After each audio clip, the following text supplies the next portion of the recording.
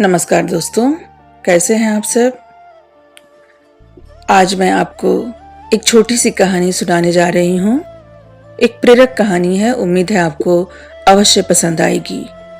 पर दोस्तों, कहानी सुनाने से पहले आपसे एक निवेदन है कि यदि आपने मेरे इस चैनल को सब्सक्राइब नहीं किया है तो कृपया सब्सक्राइब जरूर कर लें।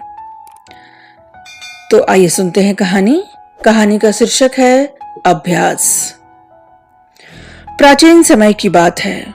एक बार देश में भीषण अकाल पड़ा। लोग दाने दाने को मुहताज हो गए। चारों ओर हाहाकार मच गया। उस समय राजतंत्र था। प्रजा ने राजा से अन्न के लिए गुहार लगाई। राजा दयालु था, अपना भंडार खोल दिया। पर इससे क्या होता है, कुछ ही दिनों में भंडार भी खाली हो गया। जनता त्राही त्राही कर रही थी। अब राजा से जनता का दुख देखा नहीं गया, अतः वो इंद्रदेव की शरण में गया। घोर साधना की। देव प्रसन्न हुए और राजा से कहा कि मैं बरसूंगा। लेकिन तब जब भगवान शिव अपनी डमरू बजाएंगे। अब राजा तो परेशान हो गया, पता नहीं कब शिव अपनी डमरू बजाएंगे। अतः अब वह उनकी प्रार्थना करने लगा। भगवान शिव प्रसन्न हुए, लेकिन पता नहीं किसी कारणवश वो उस दिन थोड़ा गुस्से में थे। वर देने की जगह बोले कि डमरू तो बजाऊंगा, पर 12 वर्षों बाद। अब राजा परेशान। 12 वर्षों में तो उसका राज्य ही तबाह हो जाएगा।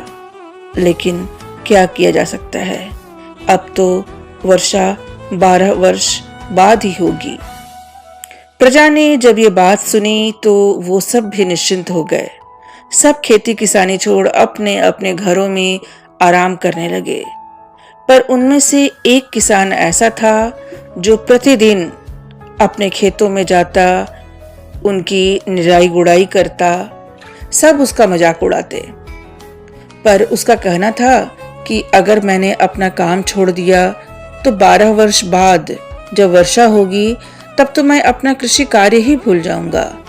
अतः सबकी बातों पर ध्यान न देकर वह अपने कार्य में लगा रहता। उसके परिश्रम को देखकर मां पार्वती को बहुत दया आई। उन्होंने भगवान शिव से कहा, प्रभु, अगर आप 12 वर्षों बाद डमरू बजाएंगे तो मुझे लगता है कहीं आप उसे बजाना ही न भूल जाएं। अब भोले तो भोले ही हैं। मां पार्वती की बातों में आ गए और डमरू बजा दी। डमरू बजने की देर थी कि धरती पर झमाझम बारिश होने लगी।